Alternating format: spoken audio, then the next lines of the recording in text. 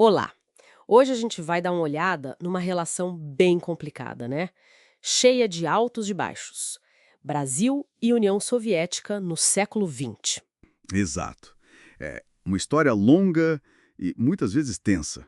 A nossa conversa aqui se baseia num estudo bem detalhado do Rodrigo Patussá Mota. Ele não foca só na diplomacia, né? Não, não. Ele vai fundo também na política, na cultura e, principalmente, ah, como o anticomunismo pesou nisso tudo. E a ideia é entender justamente isso, como esse medo do comunismo, por um lado, mas também as necessidades práticas do Brasil, por outro, como isso moldou a nossa política externa para lidar com os países socialistas. É. Uma relação marcada por muita desconfiança, rupturas, mas também umas aproximações calculadas, né? Isso. Ok, então vamos começar a desenrolar essa história. Tudo começa lá atrás, com a Revolução Russa, 1917. Como é que isso bateu aqui no Brasil? Olha, de cara, gerou muito receio na elite. Tinha um medo grande do contágio operário, sabe? A gente estava num período de greves aqui. Ah, sim. E aí o Brasil, bem rápido até, rompeu relações já em 1918. Foi na onda de outros países. E ainda tinha a imagem do Lenin como tipo um traidor do Ocidente na Primeira Guerra. E essa imagem negativa continuou. Continuou forte nos anos 20. A imprensa ajudava a pintar esse quadro. E começaram a circular muitos livros anticomunistas. A maioria vinha da França, sabe? Autores como Beraldi, Dulles. Entendi. Mas depois de 1930, ali com Vargas, parece que o interesse pela USS deu uma aumentada, não foi? Não só um medo, mas talvez uma curiosidade também. Exatamente. Teve um boom editorial sobre o tema. Por um lado, apareceram livros mais simpáticos, tipo Rússia, do Maurício Medeiros, que vendeu muito bem, e textos do Osório César, Caio Prado Júnior. Ah, interessante. Mas, por outro lado, a literatura anticomunista também cresceu. A URSS virou um ponto focal, assim. Ou era a pátria dos trabalhadores, para o pessoal de esquerda, ou era o foco de todo o mal para o pessoal anticomunista. E o governo Vargas nisso, ele chegou a cogitar reconhecer a União Soviética? Quais eram os prós e contras na época? Sim, a possibilidade foi considerada. Tinha a questão comercial, né? A chance de vender mais café, ainda mais com a crise econômica mundial. E os Estados Unidos tinham reconhecido em 33. Servia de exemplo. Mas não foi pra frente, né? Não foi. A oposição interna foi muito forte. O Exército, o Itamaraty, a Igreja Católica. Todos ficaram com o pé atrás. O argumento principal era que o risco político, o medo da infiltração comunista, era maior que qualquer vantagem econômica. E aqui a coisa fica realmente interessante, porque logo depois vem a Intentona Comunista, de 35, aquela tentativa de levante armado que tinha ligação com Moscou.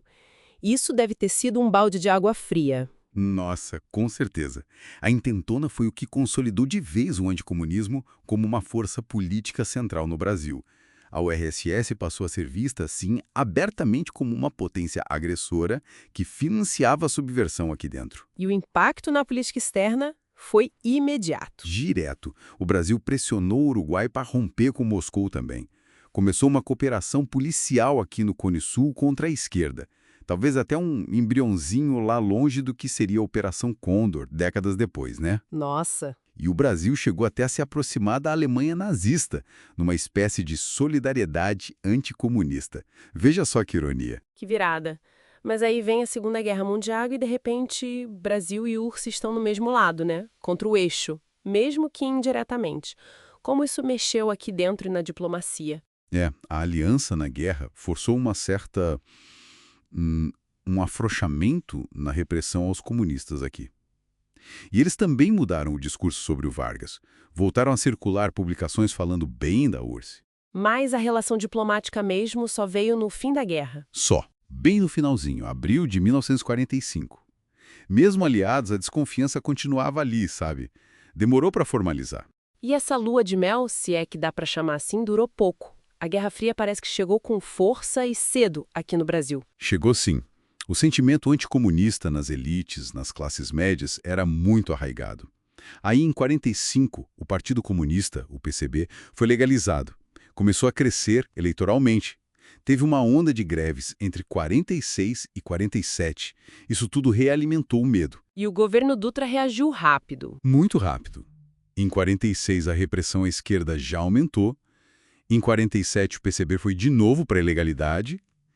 E em outubro de 47, pronto, rompimento das relações com a URSS. Tiveram os incidentes diplomáticos, críticas na imprensa soviética ao Dutra. Foi a gota d'água. Mas essa história de reatar as relações não morreu aí, né? Voltou depois. Voltou. Principalmente nos governos seguintes, com o JK, Jânio Quadros, João Goulart, governos talvez menos ideologicamente rígidos nesse ponto ou mais pragmáticos. E qual era o argumento para voltar a conversar com Moscou? Basicamente, pragmatismo.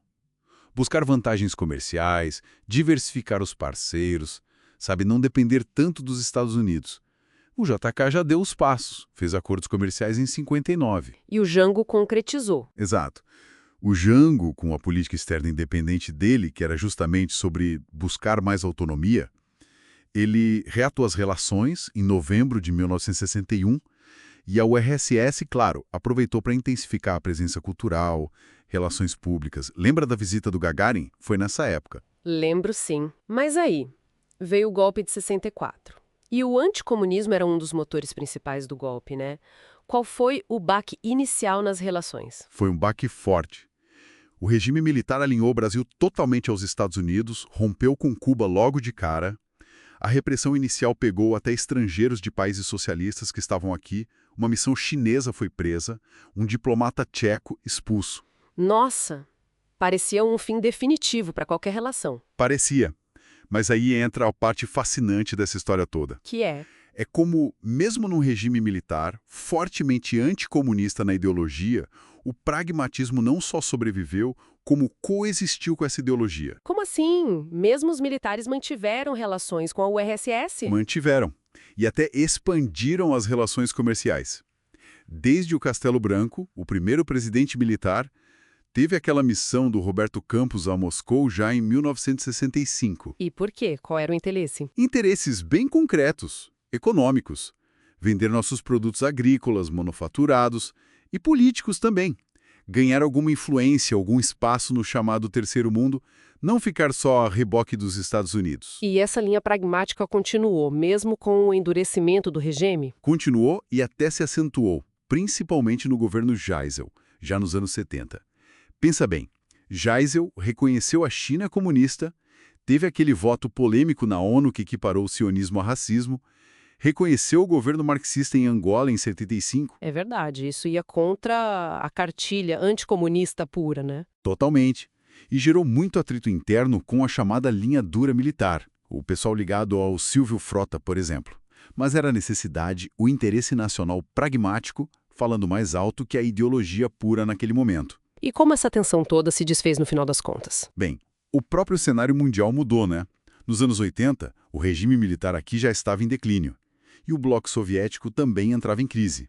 A URS perdeu muito do seu apelo, até para a esquerda brasileira. E o fim da URSS em 91? Acabou esvaziando completamente aquele discurso do perigo vermelho, do inimigo externo que a direita usou por tanto tempo para justificar muita coisa aqui dentro. Isso levanta uma questão importante, né? Olhando para toda essa história, fica claro como o medo, ou o uso político do medo, de uma ideologia de fora, acabou moldando décadas da nossa política externa. Uma dança constante entre a rejeição ideológica e a necessidade prática. Exatamente. E a pergunta que fica pairando é: como será que essas dinâmicas históricas de medo, de ideologia versus pragmatismo, continuam ou se transformaram nas relações internacionais do Brasil hoje em dia? É uma ótima reflexão. Fica aí para a gente pensar como a percepção de ameaças e oportunidades lá fora, sejam elas reais ou construídas politicamente, pode definir tanto o caminho de um país no mundo, né? Suas alianças, seus isolamentos. Esse foi mais um episódio do podcast Trilhas, coordenado por Eduardo Luz e dirigido por André Mendes. Até a próxima!